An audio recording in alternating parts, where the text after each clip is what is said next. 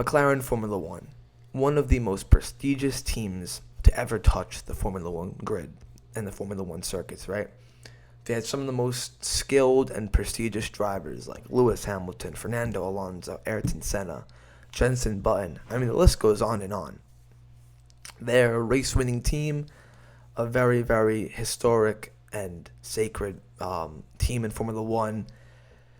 And yeah, they have two really, really good young drivers on their hands. But as we know, as of late, McLaren haven't been all that good, right? Especially in like the mid-2010s, when the Fernando Alonso era, where the car wasn't even as close to winning a race as I was. And now, after a really, really promising 2021 season, couple of podiums, what should have been a race win for Lando in Russia, and a race win in Italy, a 1-2, obviously, back in 2021. McLaren have quite frankly underperformed this season. And for me, a person who thinks Lando Norris is one of the best drivers on the grid, my question is, how long could Lando Norris wait before he's open to leaving McLaren and wants to explore a better deal with a higher team in the F1 grid? Now, Lando Norris has continually outperformed this McLaren car, day in, race out, right? We could all agree that McLaren is probably the fifth fastest car on the grid, at least, right? Alpine, Mercedes, Ferrari, and Red Bull are all quicker than the McLaren, meaning Lando should finish around the P8, P9 area at best, right? For me, I think Lando Norris is a top 3 driver on the grid, where I would actually put him equal with Max Verstappen because I think he's that talented.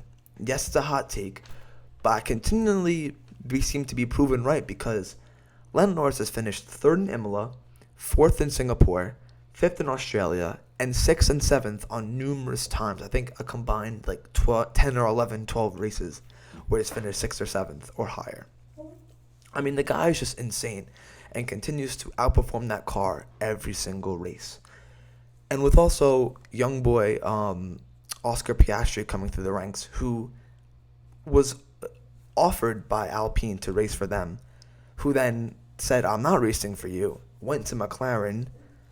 How long could Lando Norris and Piastri, to an extent, wait for McLaren to deliver them a race-winning car? Piastri maybe not as much as Lando because he's a rookie in Formula One, and every rookie has to go through some trials and tribulations, right? Like George at Williams, for example, Lando in a not-so-good McLaren car. But Lando Norris has proven himself as one of the top drivers in Formula One, in my opinion, and I believe we could all agree on that as well. Maybe you guys won't have him ranked as high as I do on the F1 grid, but I'm really keen on Lando Norris, and he's just been super consistent.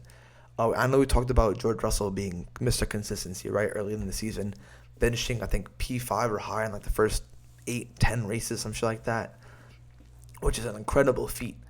But again, he's in a Mercedes, which was by no means a slouch, although, yes, it's not the same car as last year. The Mercedes and McLaren are completely two different cars, right?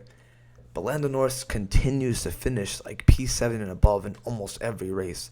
And I'm just wondering, is this upcoming season, the 2023 Formula 1 season, say if McLaren underperform again, right, and give another slow, clunky car to Lando Norris, will this be his last year at McLaren if that does happen? Because I'm thinking Red Bull wouldn't even think twice at the prospect of trying to sign Lando Norris to Red Bull and maybe dropping Sergio Perez, creating the absolute monstrous team of Max and Lando. Yes, it could get crazy where we saw in Mercedes when they had Nico Rosberg and Lewis Hamilton continually butt heads every race, which started a civil war, right? But look how Mercedes finished that season. Head and shoulders above anybody else, right? Max and Lando are pretty close, really, really close friends. They play simulation races together. They play FIFA together. They stream together sometimes. You can see in the post-race interviews how close they are. I'd really, really want to see a team of Max Verstappen and Lando Norris because they're both number one drivers, right? So it'd be really cool to see who gets the better of who in an equal car. But that's just an example. Like, Mercedes might want to do the same thing. Same with Ferrari. You never know. How long does how long does McLaren have to deliver a race-winning and potential championship-winning car to Lando Norris before he seeks a move elsewhere? Because he has the talent to become a world champion in Formula One. Mark my words. It's only a matter of time before that happens. And I really want to see him given the power and the car to compete, race in, race out for the race win. I'm tired of seeing him limited and capped off at his pace because we see how good he is. It's just he does not have the car to consistently compete with the top dogs. But yeah, that's just my little spiel on Lando Norris and McLaren. Let me know what you guys think. Do you think this could be Lando's last year at McLaren if they don't give him a good car? Say if the car is worse than this year. You think he's going to leave in 2024?